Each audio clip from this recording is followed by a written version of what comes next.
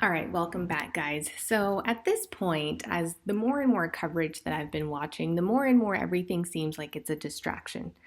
It's so discouraging and disheartening to just keep watching these videos of the Diddy trial and the way that they're focusing on the wrong thing. And so that's why I chose to make this video, honestly. I think we have a great opportunity in front of us right now that the coverage is so large and it's so expansive the way that it is. And more people need to be drawing focus to what really, really matters. I don't need more people talking about the women, talking about Cassie, talking about the role that they played. I don't need more people using these women as an example of why you shouldn't be with a man for money, as to why it's important to be financially independent, and why women shouldn't be with men that are so much older. And, because all of this could have been avoided apparently if, women weren't dating much older men, if women were financially independent, if women were not, using what was available to them to further their career, if women weren't so ambitious or wanting attention or wanting power and wanting status, somehow that, right, by fixing women and focusing on women's issues, that would eradicate all the violence in the world and all the violent men and all these dynamics and situations where you have men lashing out in anger and assaulting and violently,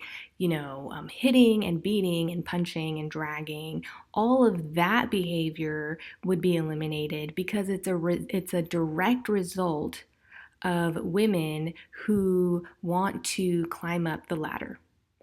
So basically, it's women's fault that men can't control their anger, that men aren't addressing their mental health, that men aren't addressing their violent behavior or their rage. And this isn't just a female and male thing. This is something that, of course, can happen to both genders. The reason I'm specifying this is because right now we are seeing so many cases in the media where it is the male perpetrator and the female victim. So that's why I'm addressing it that way. But this could apply to either gender. What I'm trying to say is we are focusing on the wrong thing. And that's going to ensure that this continues to happen. If anything, it's not going to prevent it from happening in the future. It's going to almost guarantee it continues to happen because we're skipping over this, we're skipping over the important pieces. And the same old story of like, well, she was much younger and clearly she was getting some benefit and clearly there was something in it for her.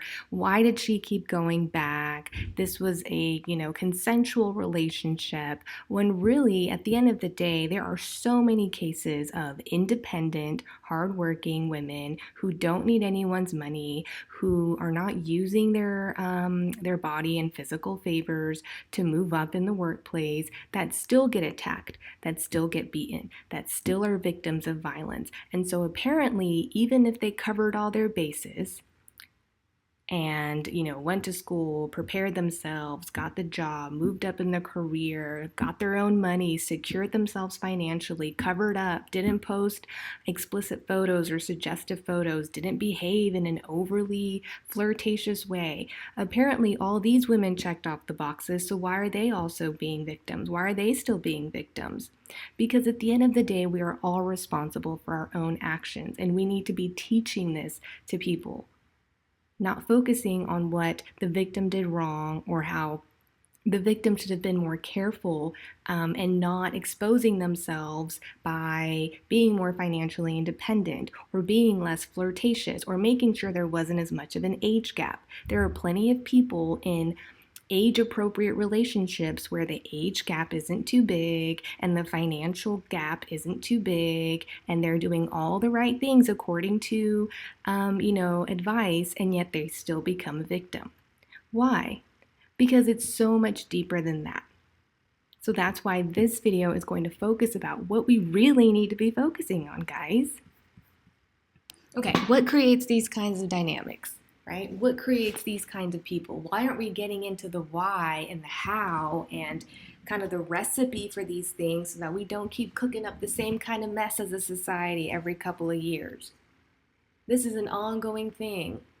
We need to start looking at the common denominators, looking at the patterns as a society. These shows, these hour-long specials and interviews and conversations with experts and with opinions here and opinions there. Why aren't these professionals and experts talking about what kind of home or what kind of behavior did this individual need to see growing up, or what kind of behavior must have been reinforced over the years for this person to get to a point where they can kick and punch and drag somebody?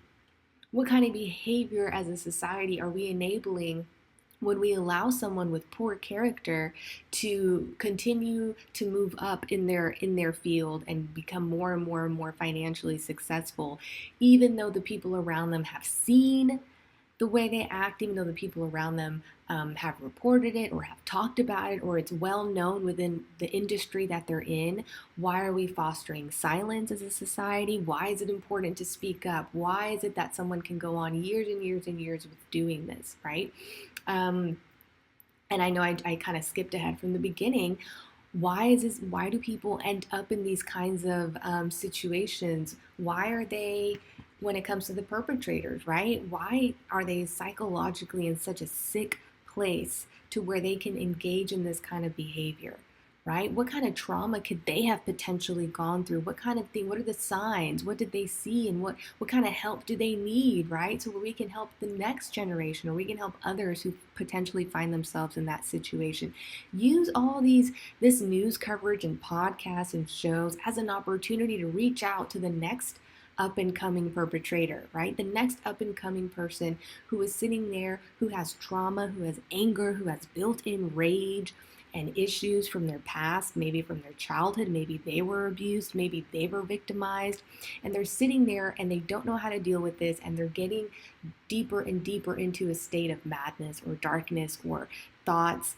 Use the coverage to address them and say, hey, if you've gone through something similar to this person's background, to this person's childhood, or if you this resonates with you in some way, get help. Go talk to a therapist. Go deal with the trauma. Reach out to the resources so that you don't end up in a situation like this man on trial right now. This man had an opportunity to make the right choice or the wrong choice, and he chose the wrong choice.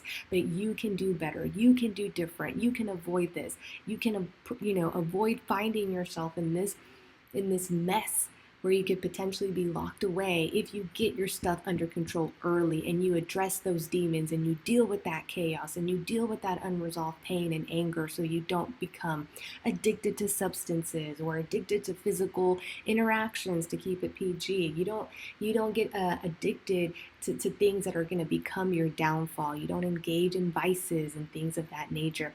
Use these kinds of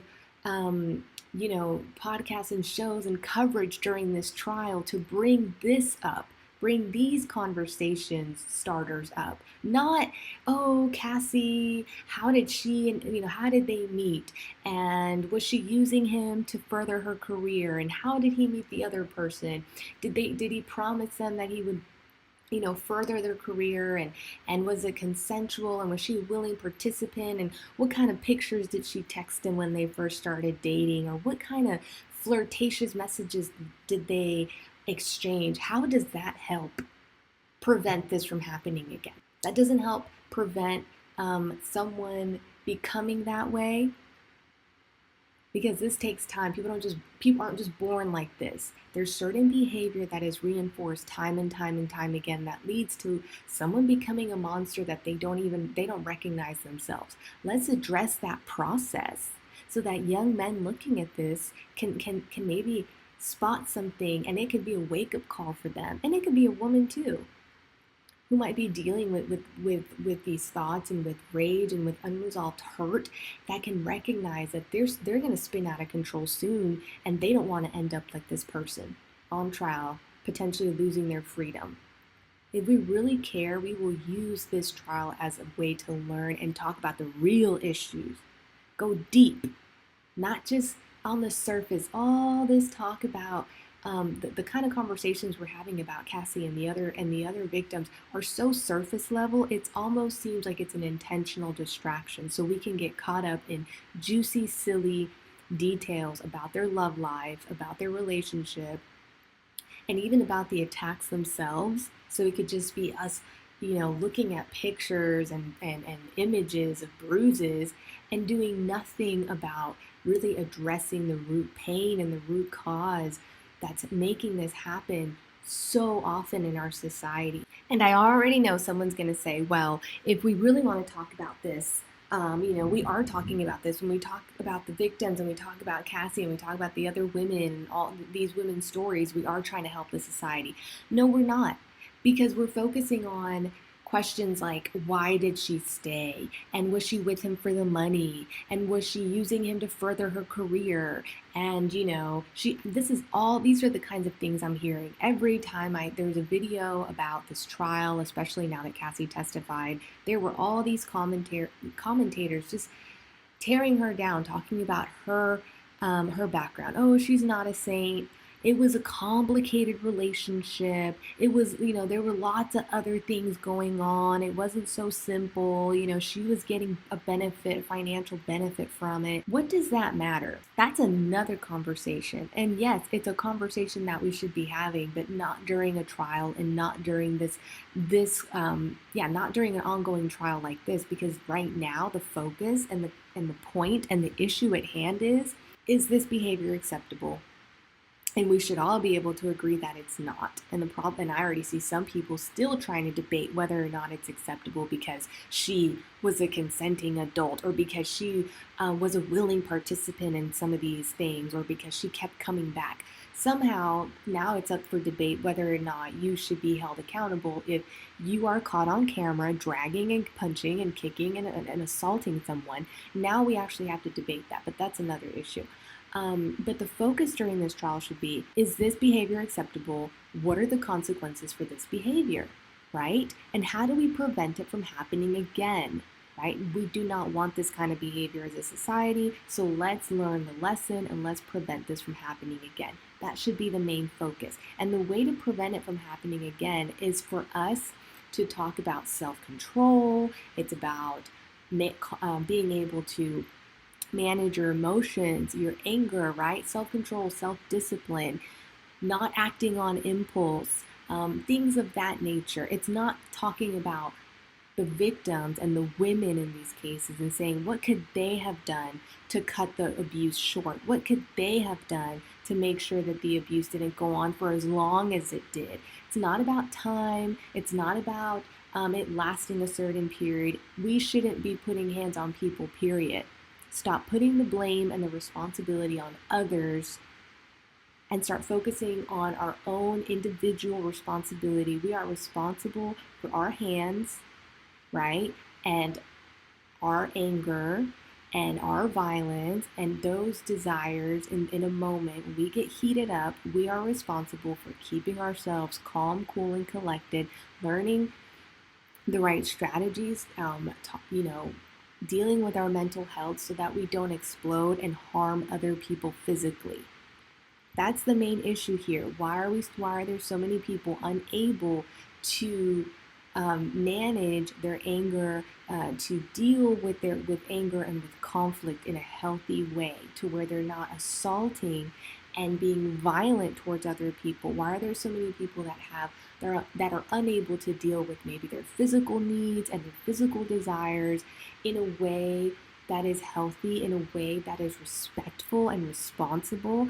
Why as a society or as individuals are we having such an issue with self-control, with respecting other people's boundaries, with power dynamics, with consent, with all these kinds of things? Those are the issues at hand. It's not, well, don't put yourself in these situations. Don't use other people so that you don't get hurt. That's a moral issue, and that's a valid point. But right now, this is precious time, and it's being wasted when we're talking about salacious details about their love affair and the texts and the images and who this person used to date and what they were used to and what their background and what their reputation is. that's a distraction, and it needs to stop because it tells me that we really don't care about preventing the next Diddy or the next um, person from attacking someone else. We don't care as a society about stopping this cycle of men and women from growing up, getting power, getting fame, getting status, and then using it to tear themselves down, first and foremost, using it for their own demise, right? Because all this is going to do is going to lead to their demise. And in the process, they're going to end up hurting all the people around them, the people in their lives, like these victims that we see. It's just overall, it's destructive. And we should, as a society, be trying to prevent destruction within our own society. Self-destruction. We should be trying to prevent self-destruction because he's destroying himself with these actions and he's destroying the people around him. They're traumatized. Now they're going to go traumatize, potentially traumatize other people. It's an ongoing cycle and we can never get out of it because all we do with these shows and these podcasts and these posts on social media is focus on the silly, juicy gossip, the little snippets of text and audio and video, but we don't go deep. We don't talk about what kind of environments these people grew up in to where somehow it's acceptable for them to treat themselves this way, their bodies, their minds, and for them to treat other people that way, treat other people mentally, physically, emotionally that way, to abuse them, to manipulate them, to try to hurt them in that way and hurt themselves in that way. Why don't we talk about that? So that people can get some skills, some tools, some knowledge, and identify that potentially in themselves and stop the cycle. As a society, stop the cycle. I'm concerned that at this point, all this coverage about the accusers testifying, the victims testifying, is just becoming a circus and it's becoming a distraction and it's a way for people to get more gossip and more juicy details and pictures of text messages, screenshots of the conversations and screenshots of the kinds of pictures that they would send each other or the kind of things that they would say, and then it be just a little talking piece and a way for us to get 30 minutes in of coverage, but we really don't talk about all the different pieces, the formula, right? What is the formula for creating this kind of person in our society and creating both kinds of people in our society? We need to have that conversation, but we're not doing anything to talk about what it takes for a person, like how to not become a monster. How about that? How about how not to become a monster where you are using your power, your money, your status, and your physical strength, right, to harm and threaten and abuse others. That's a valid conversation. And it seems so basic, right? Like, oh, we don't do that. We're not supposed to do that. Yet plenty of people do it. Plenty of people keep doing it. And so something is going on in the development of these people. And so what a better time than now when it's all over the news, when these people are getting prime time coverage to talk about the mental state and the mental health of people, the childhood development, what it takes over years to get to that place so that other people can actually benefit from this coverage in some other way than just daily entertainment. So the next couple of videos, I hope to delve in precisely more on that topic. What are some of the things that create these kind of individuals? Because I am so curious to get into that. That is something that really needs to be talked about because it can happen to anyone, I think. I really think it can happen to anyone. It's a matter of choices and circumstances coming together to create this perfect storm, this recipe, this formula for disaster. So, with that being said, I really hope that the coverage on this takes a turn for the better. Sadly, it looks like it's just going to keep sticking to the same old routine, but my goal is to just keep putting out some content that sheds light on the important kinds of conversations and lessons that we need to be learning from these kinds of incidents. And I hope you continue to tune in and be a part of that conversation. That's the only way to be a part of the solution. So, stay tuned, guys.